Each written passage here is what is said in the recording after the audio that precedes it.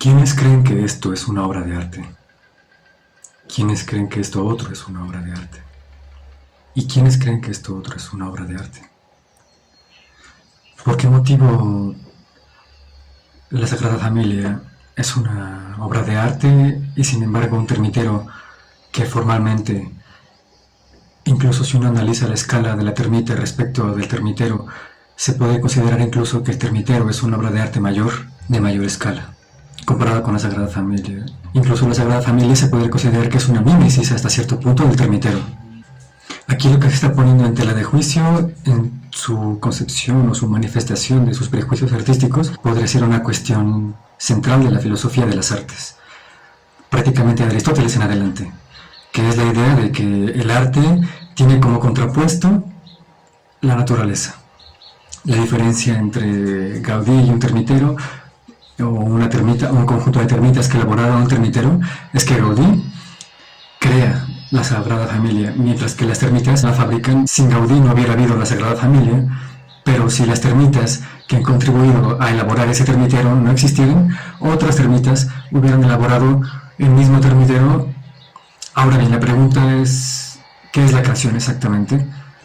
La creación se suele definir en textos como creación ex nihilo, en textos filosóficos. Tal idea es prácticamente imposible. Ex nihilo nihil fit, de la nada nada sale. Como es de hecho conocido, Gaudí no hubiera podido elaborar la Sagrada Familia si no tuviera la noción previa de lo que es una catedral. Es una reelaboración de la arquitectura de catedrales del gótico. Uno podría responder a esta objeción, a esta idea de que ex nihilo nihil fit. Gaudí eligió libre y voluntariamente y de manera consciente qué modelo seguir a la hora de elegir su catedral. Esto es, lo que hizo fue reelaborar una serie de elementos creados miméticamente, por utilizar una terminología de la sociología, esto es, culturalmente, mientras que las termitas simplemente hubieran reproducido de manera instintiva unos modelos heredados genéticamente. Esto es, biológicamente, las termitas están condenadas a ser siempre un termitero, más o menos similar dependiendo del terreno. Es una tesis que está en Santo Tomás de Aquino, dice lo siguiente en la Suma Teológica: en algunos agentes la forma de la cosa a ser preexiste conforme a su ser natural, conforme a los que actúan por su naturaleza. Un hombre genera un hombre, el fuego genera el fuego, mientras que en otros agentes la forma de la cosa a ser preexiste mediante su ser inteligible, como los que actúan por intelecto. Así, algo similar a una casa preexiste en la mente del constructor, si es que puede llamarse la idea de la casa, ya que el constructor pretende construir su casa como la forma que ha concebido en su mente. Y pues las termitas apenas tienen un sistema nervioso centralizado. Las termitas no elaboran el termitero teniendo planos, sino es una cuestión prácticamente hormonal. Entonces las termitas trabajan de manera instintiva. Esto nos sirve para hablar de la distinción entre naturaleza y arte, en lo que Karl Marx, en un famoso pasaje en el que él nos está hablando de la distinción, no nada más la distinción entre naturaleza y arte, sino en términos genéricos entre la distinción entre naturaleza y trabajo. Porque claro, el problema que tiene evidentemente de Santo Tomás de Aquino es que Santo Tomás parece que está definiendo circularmente lo que es la naturaleza. Voltaire alguna vez dijo que es como si uno dijera que el opio duerme porque tiene virtud dormitiva. Tan solo estás poniéndole un nombre complejo a una realidad, pero no la estás explicando, la estás redefiniendo. Entonces se puede decir que esa idea de la distinción absoluta entre el reino de la cultura y el reino del trabajo y el reino de la naturaleza y el reino del instinto se encuentran mucho más perfiladas en la exposición que hace Karl Marx en El Capital, tomo 1, sección 3, capítulo 5.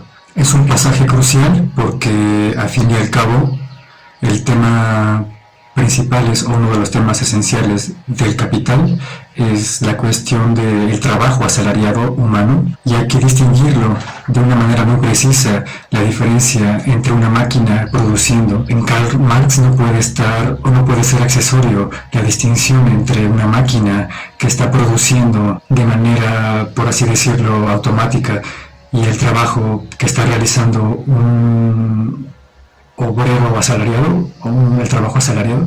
Así que dice lo siguiente Marx: una araña ejecuta operaciones que recuerdan a las del tejedor, y una abeja avergonzaría por la construcción de las celdillas de su panel a más de un maestro albañil. Pero lo que distingue ventajosamente al peor maestro albañil de la mejor abeja es que el primero ha modelado la celdilla en su cabeza antes de construirla. Al consumarse el proceso de trabajo, surge un resultado que antes del comienzo de aquel ya existía en la imaginación del obrero, o sea, idealmente. Pero el obrero no solo efectúa un cambio de forma en lo natural, al mismo tiempo efectiviza su propio objetivo que él sabe que determina como una ley la voluntad orientada a un fin, la cual se manifiesta como atención, y tanto más se requiere esta atención cuando menos atrayente sea para el obrero dicho trabajo, por su propio contenido, la propia manera de ejecución. Cuanto menos disfruta el obrero de dicho trabajo. Una de las cosas interesantes de este pasaje es que aquí Marx subraya que el trabajo es mucho más orientado a fines y, por así decir, más distinto de los trabajos naturales, cuanto más alienado está. Esto es, cuanto menos se parece a un juego, aunque menos te divierte. De hecho, se podría decir que la alienación o la destrucción del trabajo, entendida en estos términos, se produce precisamente en la sociedad donde un individuo ya no tiene que estar sometido, digamos, a necesidades de reproducción del capital, sino que sería, digamos, poeta por la mañana, abogado por la tarde y por la noche físico de partículas. Lo que se está aquí en última instancia manejando por parte de Santo Tomás como por parte de Marx, digamos una teoría que atraviesa prácticamente toda la modernidad hasta nuestros tiempos, es la idea de que lo que diferencia a los hombres, vamos a decir, de los animales, es la conciencia. Esto es la posición que dice Gómez Pereira, por ejemplo, el médico y filósofo español. Les negaba la sensibilidad porque también les negaba la conciencia. Esta posición, al día de hoy, después de todos los desarrollos que ha habido en neurociencia aplicado a los animales, o la disciplina más conocida como más prestigiosa en relación a la conducta animal, que es la etología, es absolutamente insostenible y es vergonzoso que los marxistas contemporáneos, como un profesor llamado Diego Guerrero, siga repitiendo la idea que la diferencia entre el trabajo humano y animal es que el animal no tiene conciencia y no sabe lo que está haciendo, sino que simplemente está repitiendo de manera instintiva un modelo que ya le viene dado, por así decir, genéticamente, como si los animales fueran una suerte de autómatas de sus propios genomas. Hay que decir que, lejos de esta visión, los animales, por supuesto que tienen conciencia, dependiendo de, digamos, lo complicado que sea su sistema nervioso. Y aunque no fueran conscientes de lo que están haciendo, si los animales fueran zombies en el sentido filosófico del término, esto es que se comportan como si tuvieran conciencia, pero de facto no la tienen, sí que seguirían teniendo lo que se llama creatividad objetiva.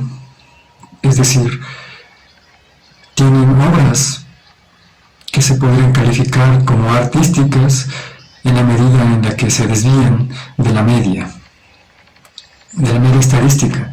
Los castores, por así decirlo en una palabra, no hacen siempre el mismo dique, sino que adecúan la obra de acuerdo a los materiales y la forma del río, el cauce, etc.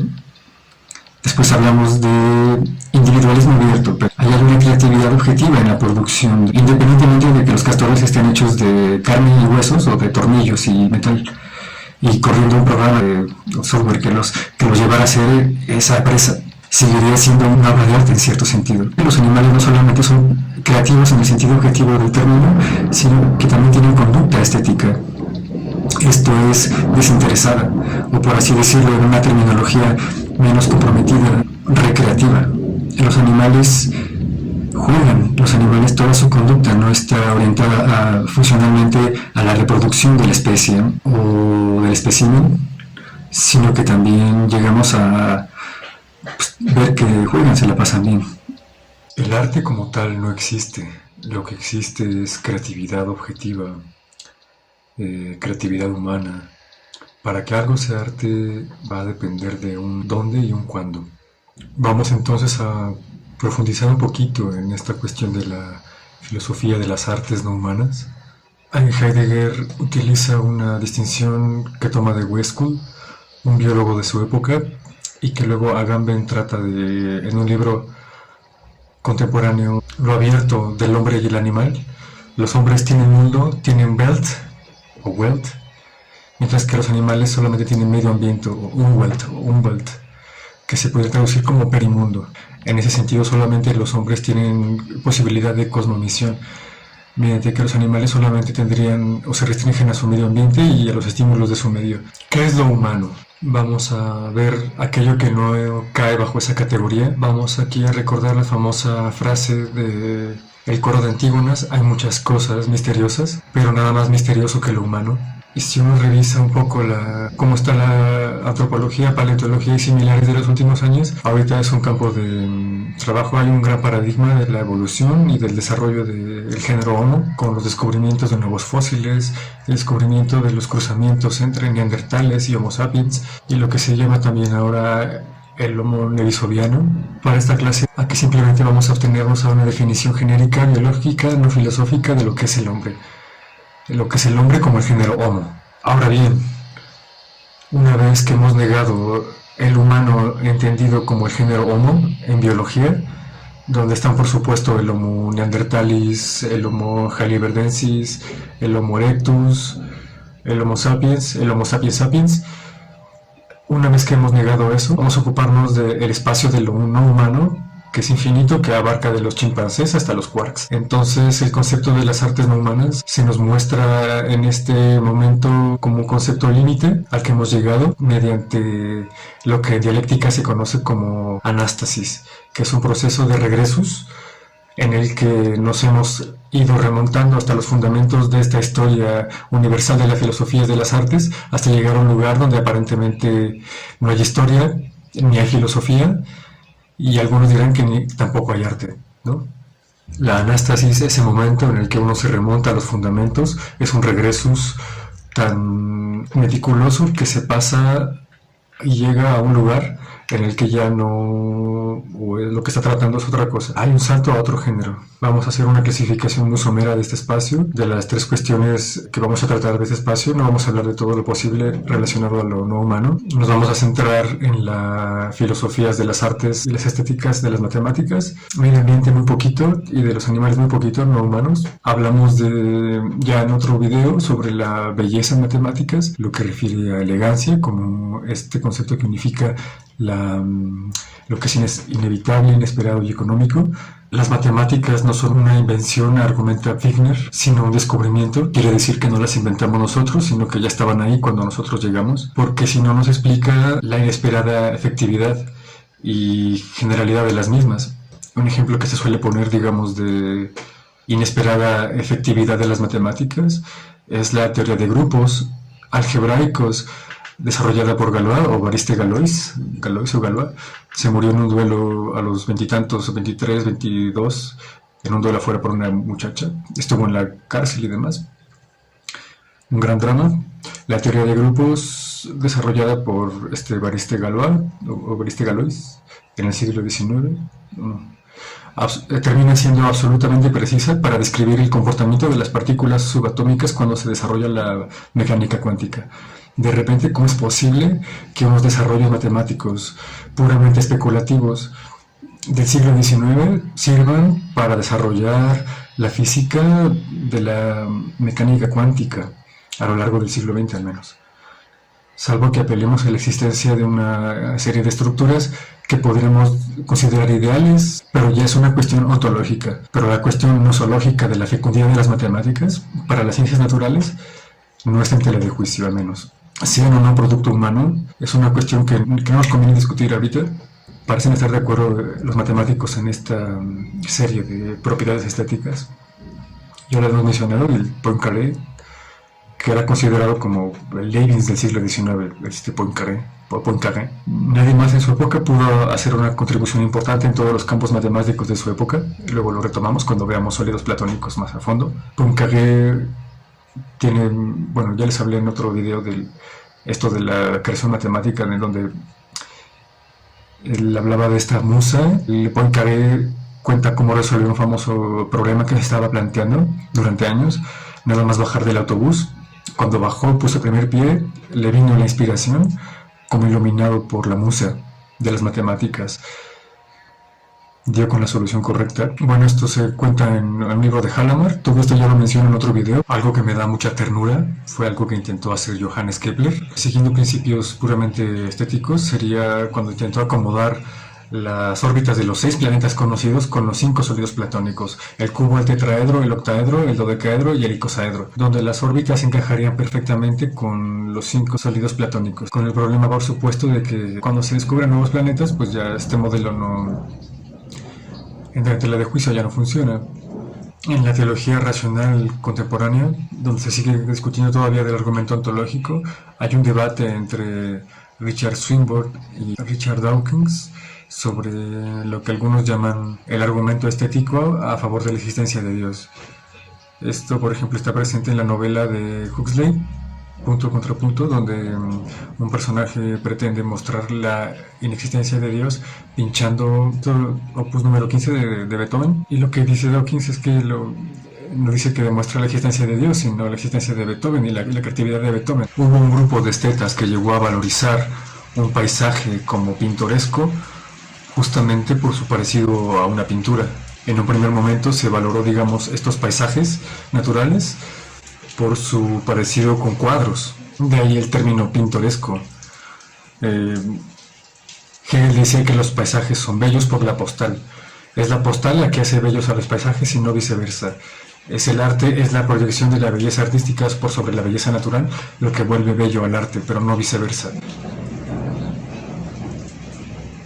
Pero conforme va avanzando el siglo XVIII, esta teoría de lo pintoresco, racionalista e ilustrado se va a convertir poco a poco en una teoría de lo bello, natural, de orden romántico, como la que se encuentra en los poetas laquistas encabezados por Wordsworth. Wordsworth es uno de los primeros que valora el paisaje, el paseo por la naturaleza, como Andy Bosworth, que es un artista que trabaja realmente con land art.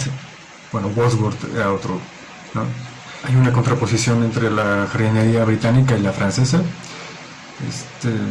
donde tienen filosofías, porque son dos formas o filosofías de dominar la naturaleza y la apreciación del paisaje. Nada más para hablar de esta secularización de la belleza ecológica, tiene su gran momento en Estados Unidos en el siglo XIX, donde aparecen pintores como Cole.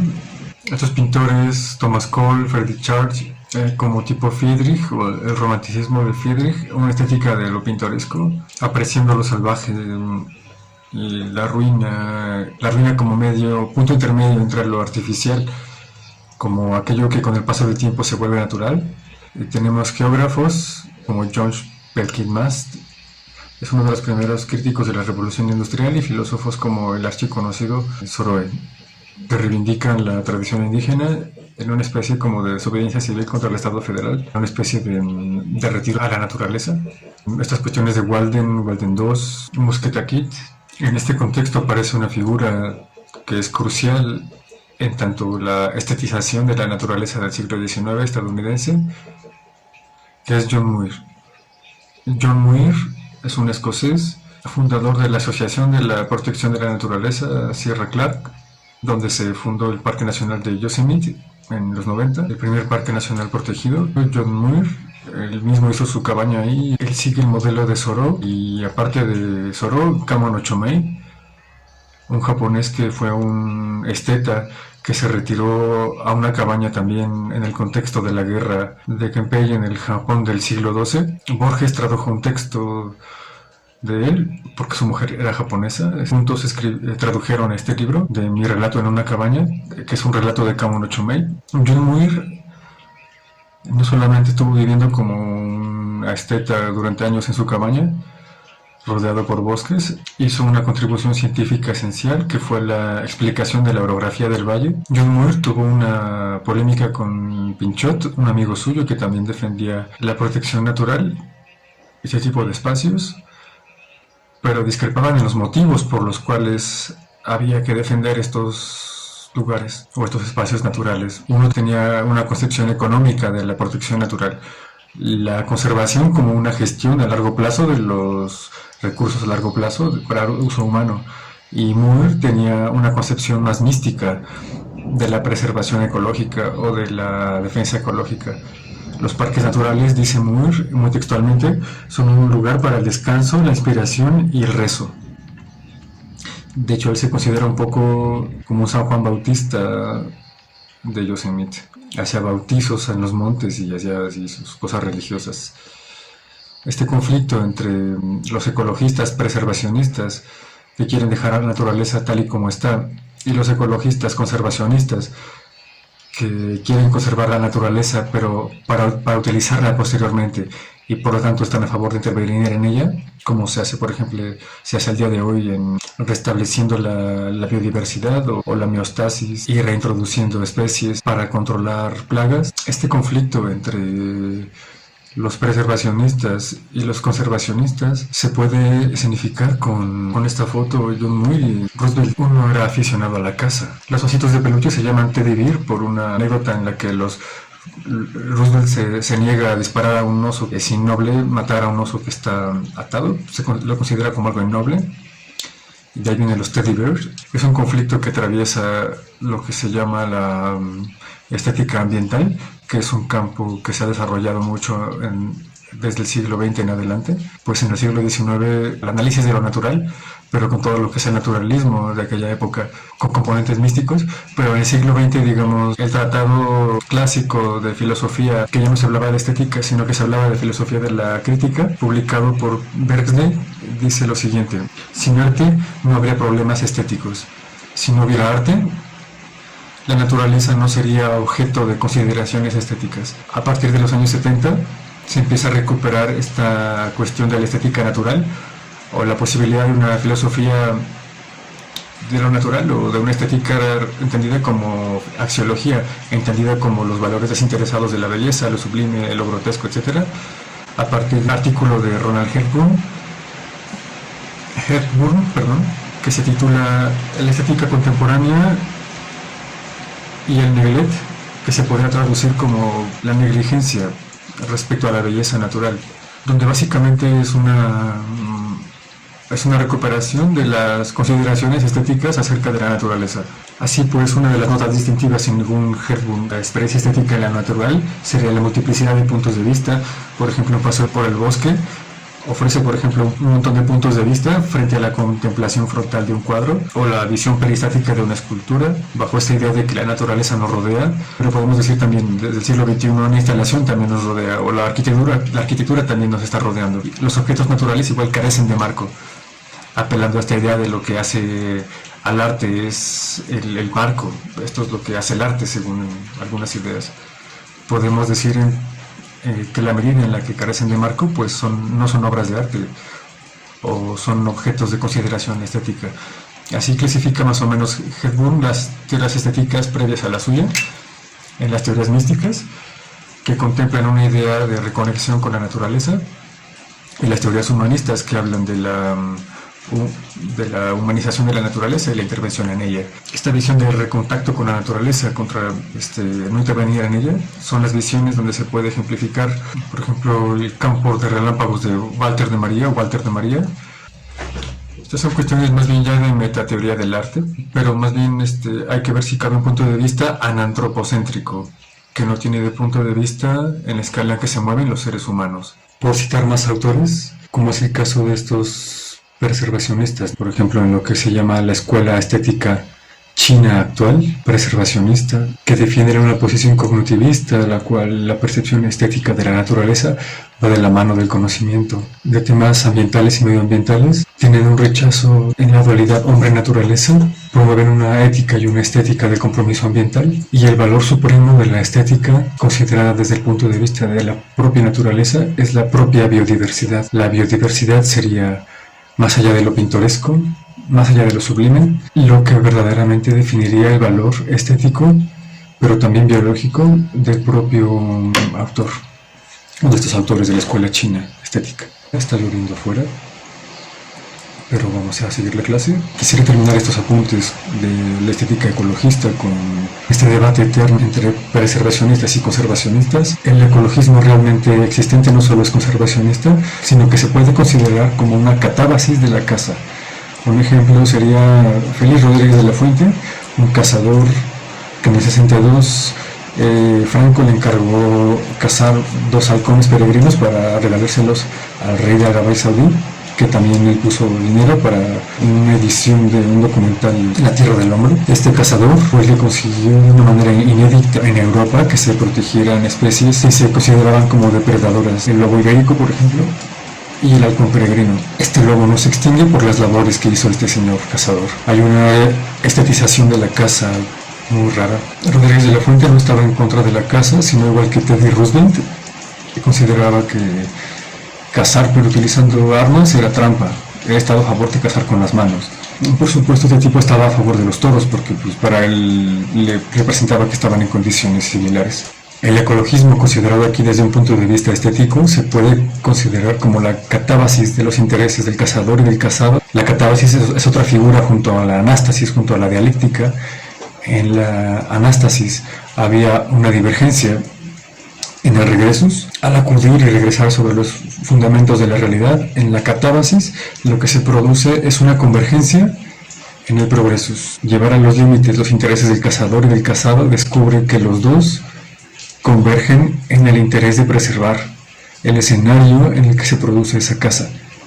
Y entonces los intereses del cazador como del cazado son intereses puramente cinegéticos o intereses ecológicos. Eso sería la catábasis. Los escolásticos decían que los contrarios se unen en un fin concreto. Aldo Leopold, el padre de la ética ambiental, era un cazador también, y prácticamente todos los cazadores son ecologistas hasta el día de hoy. Bueno, esto no es siempre, ¿no? Pero es muy común.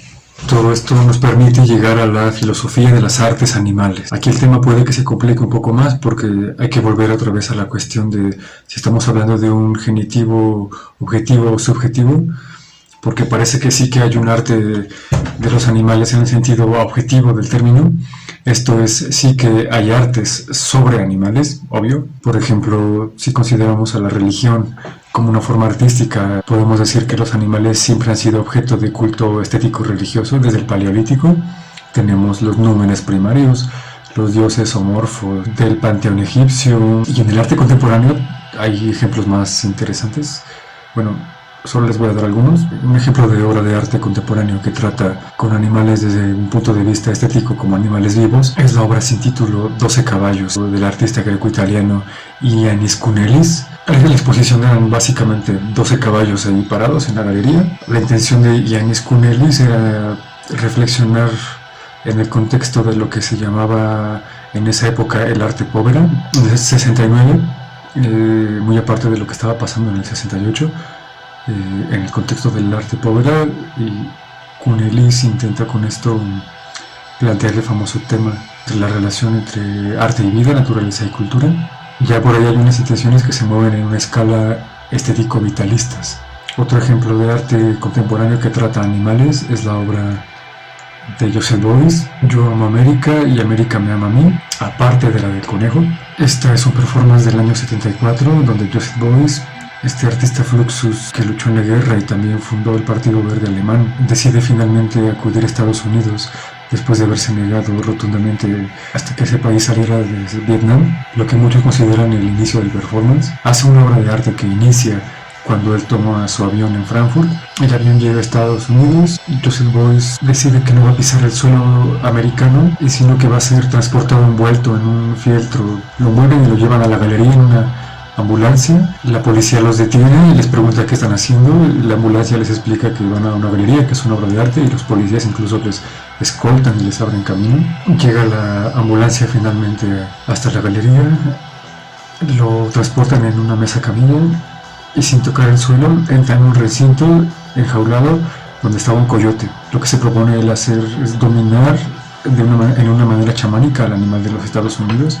Quiere tener un contacto con el espíritu de América y eligió al coyote como portador. En un gesto que tiene un componente chamánico, el coyote, que tiene un carácter de depredador, igual criticando un tanto el carácter depredador de los Estados Unidos, pero el coyote también es un animal que representa a los nativos americanos. Ahí ya no podríamos decir que Joseph Beuys se mueve en una estética vitalista como con Ellis, sino que se mueve en una escala política, chamánica, completamente distinta. Junto con esta obra tenemos también El conejo del bioartista Eduardo Kac.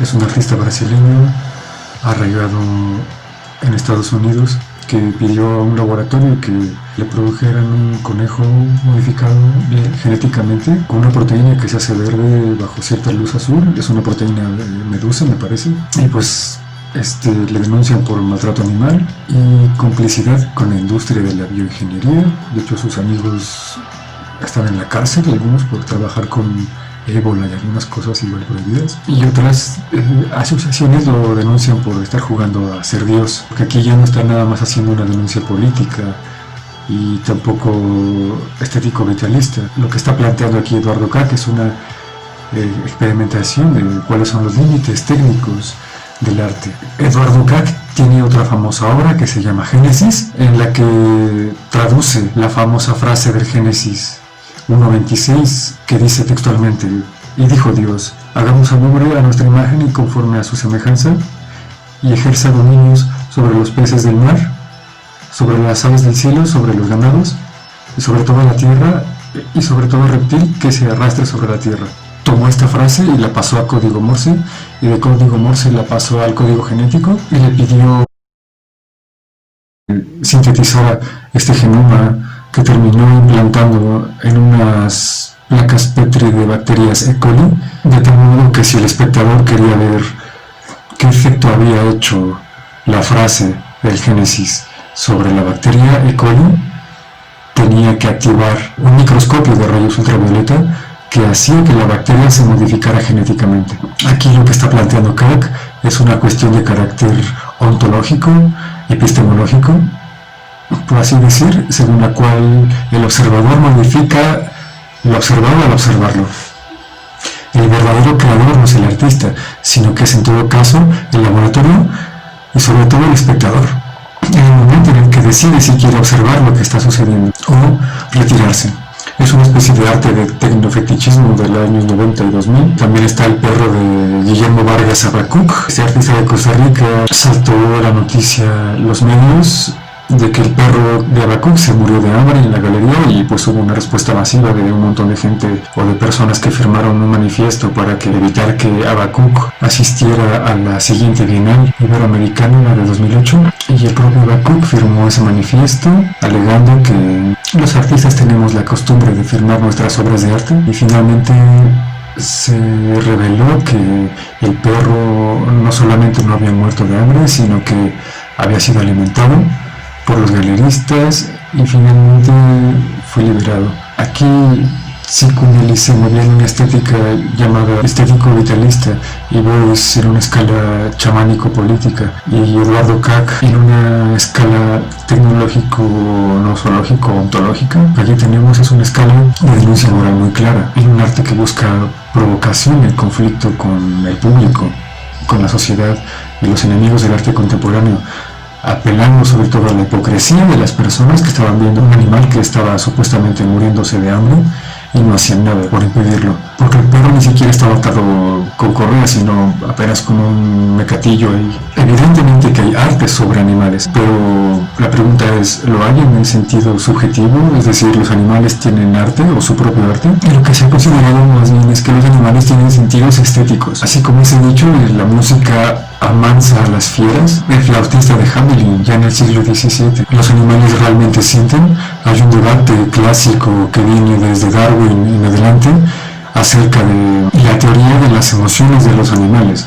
Darwin, en el libro La expresión de las emociones animales, intenta deducir la moral a partir de la compasión, de donde surge la teoría de los círculos morales compasivos dentro del simio y dentro de la llamada izquierda darwiniana, encabezado por Cavalieri y otros. La idea de que primero nos compadecemos con los que están cerca, es decir, con los nuestros, con los familiares, el famoso prójimo, el que está próximo, y después nos compadecemos de los que están más lejos, de los compatriotas, los que están ahí pero que no vemos, y luego de los congéneres, y luego de los que pertenecen a nuestro mismo género, y luego podemos seguir en escala biológica hasta llegar a los insectos, ¿no? La teoría de la compasión también está en Hume, donde se dice que prefiero que se mueran 1.000.000 de chinos que me arranquen una uña. Esa frase va de la mano, evidentemente, de una teoría de la moral, de la compasión, según la cual, como tú no ves a los chinos, no los tienes cerca, pues no te puedes compadecer de ellos. Esta deducción de la moral a partir de la compasión se va a intentar fundar sobre motivos genéticos. En el gen egoísta de Richard Dawkins lo caracterizó de la siguiente forma: si tan solo nos compadecemos de la gente que tenemos proximidad genética y nos sacrificamos moralmente por ellos y somos generosos con ellos desde algún punto de vista ético porque tenemos relación genética, entonces podríamos decir que un individuo sacrificaría por 2 hermanos, 4 primos, 8 primos segundos, 16 primos terceros, y así, de manera exponencial, se sacrificarían siempre y cuando el número de genes que sobreviven son como mínimo, o equivalen como mínimo al 100% suyo. Pero por lo visto es imposible. Eso quiere decir que no está sostenido como tal. De hecho, hay muchos casos de compasión interespecífica, interespecie, seres humanos con animales, animales con seres humanos, animales entre ellos, etc. Lo último que se ha dicho respecto a la compasión es que podría venir de las neuronas espejo, las que reproducen en el córtex los mismos neural paths o caminos neurales que si uno se estuviera moviendo. Cuando tú ves un chimpancé moverse, tu cerebro se activa como si tú te estuvieras moviendo. La gente que le gusta el fútbol o la pornografía, digamos que te reconoces apotéticamente en la imagen del otro. Gordon Gallup, uno de los primeros etólogos en investigar el reconocimiento de los chimpancés en el espejo. Los chimpancés, cuando tienen un espejo delante, hacen juegos, abren la boca, hacen muecas, se limpian. Este etólogo vincula de una manera directa lo que hemos dicho: la autoconciencia, la capacidad de reconocerse en una imagen especular de manera hipotética o apotética, con la compasión. Los animales que no se reconocen de manera apotética, de esta manera son incapaces de reconocer a los demás en sus emociones. Es el caso de los macacos. Los macacos tienen una inteligencia operatoria brutal, pero sin embargo son capaces de ver cómo se mueren sus crías, sus hijos, sin inmutarse. Hay casos de hembras macaco que se bañan y con todas sus crías encima y se les ahogan. No se dan cuenta que las crías están por debajo del agua y se ahogan pegadas a su mamá. Hasta ahí va, digamos, la falta de compasión de estos animales. La pregunta que tenemos que plantearnos es: ¿qué animales tienen autoconciencia? En etología hay una cosa que se llama la prueba de la marca o de la mancha. Esto es aquellos animales que son capaces de demostrar que se reconocen en su imagen en un espejo. Intentemos limpiar una mancha de pintura en la cara. En este catálogo están los chimpancés, los bonobos, los delfines, y los últimos en entrar son los elefantes. Se supone que también las ballenas podrían hacerlo, pero ¿qué tamaño de espejo y cómo le harían para con sus extremidades limpiarse, ¿no? La elefanta Happy de Franz de Waal, superando la prueba de la mancha en 2006. Es una foto desde dentro del espejo. Se ve como la elefanta está intentando quitarse la mancha con la trompa. Y lo que sorprende de esta lista es la ausencia de los gorilas, teniendo en cuenta que el espécimen animal más inteligente, más compasivo y con mayores cualidades estéticas que conocemos al día de hoy, según nuestros parámetros, es un gorila, como la gorila Coco, que entiende cerca de 2000 palabras en inglés y maneja el orden de 1000 palabras en un lenguaje de signos y de gestos que Penny Patterson elaboró específicamente para los gorilas. Conoce los términos pero no maneja la gramática, como sucede con algunos niños autistas, como esos niños que han sido encerrados en un sótano por sus papás y que no han tenido contacto con el exterior. Cuando se les quiere enseñar el lenguaje oral, son capaces de articular frases y de encadenar palabras pero no comprenden o no tienen un conocimiento implícito de la gramática. La gramática parece que no es algo innato, sino que tiene que ver con el ambiente. Y la gorila Coco es capaz de crear nuevos gestos, es capaz de inventar neologismos. Por ejemplo, en una ocasión se vio cómo combinó el gesto de brazalete y el gesto de dedo para crear el gesto de anillo, que nadie le había enseñado. Digamos que ella acuñó el término por sí mismo. No solamente eso, sino que ha hecho metalenguaje. Otros simios han aprendido viéndola a ella, lo cual se ha hecho una especie de profesora de otros de bonobos y orangutanes y demás. Y es uno de los pocos gorilas que han pasado desde el espejo. Y es muy curioso que siendo los gorilas tan inteligentes, pues no tengan autoconciencia. Esta gorila tiene una mascota, un gato. Sintió mucha lástima y hizo varios gestos de tristeza y de llanto cuando uno de sus gatos escapó y se murió. La sorpresa, evidentemente, es que, por un lado, los gorilas son más inteligentes que los chimpancés, a pesar de que los gorilas se separaron de nuestra rama genética después. Se calcula que los gorilas se separan de la rama de los homínidos hace 8 millones de años, mientras que los chimpancés tan solo se separan hace 6 millones nada más. Compartimos 97,7% de los genes con los gorilas y 98,4% con los chimpancés. Digo esto porque junto con la gorila Coco, el otro caso de animal superdotado, entre comillas, criado en condiciones propicias, es la chimpancé Wassoe, que fue secuestrada de la selva para hacer experimentos que consistían en educarla como una niña en una casa con cocina, baño, recámara con sábanas, etc. Ella iba vestida, sus cuidadores hablaban enfrente de ella utilizando el lenguaje de signos de los sordomudos estadounidenses. Se descubrió que los chimpancés pueden reconocer el lenguaje fonético, pero no pueden reproducirlo. Escuchan, pero no hablan. Se descubrió que Wassoe utilizaba o aprendía más rápido los signos, no cuando se le daban premios, sino cuando los utilizaban en un entorno de comunicación, porque se le educa en un sentido un poco más conductivista, o sea que lo que el animal no quería el premio, sino comunicarse.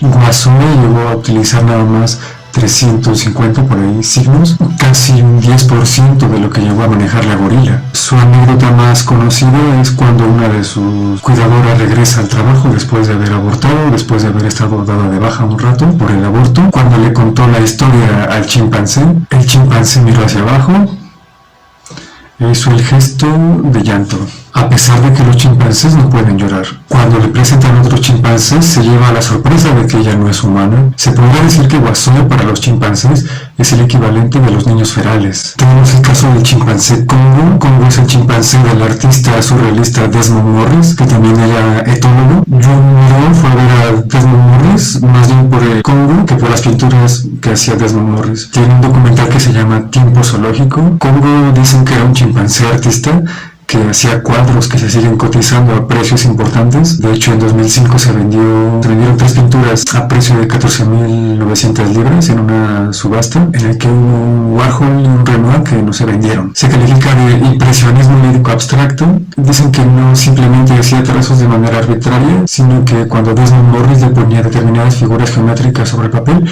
él trabajaba sobre esas figuras geométricas y no aceptara que le retiraran la obra hasta que la terminara. Ya con eso, como decía Mallarmé, las obras que he publicado son las obras que me han arrebatado de las manos. Quitárselos antes de que los destrozaran. Lo que se conoce como el zooarte se ha utilizado como terapia para ejercitar a los animales con escasos resultados, como con elefantes, porque en vez de estar menos estresados por estar pintando, se estresan porque pues, los ponen a pintar y les ponen ahí aparatos, los amarran para que no se vayan encima del cuadro, pero a pesar de eso los elefantes hacen obras muy sutiles que podrían pasar, no voy a decir que en una galería. La objeción Hans a esto, o la objeción del efecto Hans, es una objeción que se refiere a un famoso caballo. Wilhelm Hof-Osten, en una universidad de Berlín, intentó educar a comienzos del siglo XX a un gato, un oso y un caballo, el caballo Hans, con el método tradicional de condicionamiento castigar y recompensar. A los 4 años abandonó toda esperanza con el oso y con el gato, pero el caballo podía resolver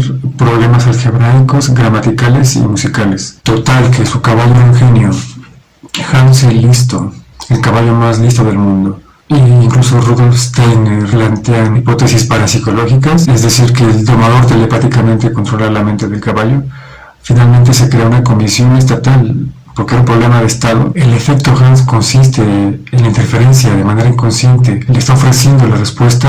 Esto no refuta la inteligencia de Hans, sino la superinteligencia que tenía Hans de analizar movimientos milimétricos de la cara para poder intuir la respuesta correcta en el público según sus movimientos. Cuando se ponían tensos o se relajaban, el caballo podía saber si la respuesta era correcta o no en la lectura general de la tensión en el público. Y para finalizar, la pregunta es: ¿los animales tienen cultura o no? Susan Langer o Leslie White en Antropología Cultural dicen textualmente: la cultura humana tomada en su conjunto puede ser descrita como su proceso de la progresiva autoliberación del hombre, como el varón de Munchausen que se saca de sus propios cabellos de una ciénaga. ¿Hay cultura o no hay cultura animal? Hay que distinguir dos sentidos de la palabra cultura. Por un lado está la cultura subjetiva, entendida como la capacidad de aprendizaje y transmisión de información no heredada genéticamente, y la cultura objetiva, entendida como ceremonias e instituciones que tienen fines independientes de los usuarios, la famosa distinción escolástica, la finalidad, por ejemplo, que tiene el Estado, y la finis operantis. Los teóricos de la evolución del siglo XIX no dudaban de la cultura subjetiva animal. Así Charles Darwin en La descendencia del hombre dice: los simios son muy dados a la imitación. Después de un tiempo, ningún animal puede ser cazado en el mismo lugar por el mismo tipo de trampa. Muestra que los animales aprenden por experiencia e imitan la precaución de los demás. Alfred Wallace, a pesar de considerar que el ser humano era de origen divino, estaba de acuerdo que la transmisión de habilidades y destrezas de una generación a otra no era algo exclusivo del ser humano, sino que también era animal, y señaló las similitudes entre arquitectura humana y construcción de nidos de pájaros, algo que retomará posteriormente el etólogo español Sabater Pi, que es el que capturó a la gorila albina Copito de Nieve. Un tal Romanones decía que la imitación refina los instintos naturales. Morgan consideraban que era cultural las canciones de los pájaros, que eso podría definir cultura, en el sentido que se heredan los cantos y se aprenden los cantos, o las preferencias por algunas comidas, los cantos de las ballenas. El primer estudio monográfico sobre la cultura animal se realiza por Carpenter en el 87 sobre el uso de los huesos por parte de los macacos para abrir moluscos. Es una tradición que se puede considerar cultural. La primera constatación que se hace de que los animales no solamente heredan cultura, sino que la inventan, es la de Satsui Mito en 1953 en la isla de Koshima, Japón. Vio como la macaco Ivo de 18 meses lavaba los boniatos sucios de tierra en el arroyo. Un macaco lavando un boniato en el agua, eso es una innovación suya, de la macaco Ivo, que se fue extendiendo y se generalizó y se extendió por toda la comunidad de macacos. Y al menos los macacos de esa isla al día de hoy todos hacen ese procedimiento. De hecho, los etólogos japoneses fueron muy cautos al tratar este tema y hablaron de esto como un fenómeno subcultural, precultural. Entonces realmente la cultura va a depender de quién la defina.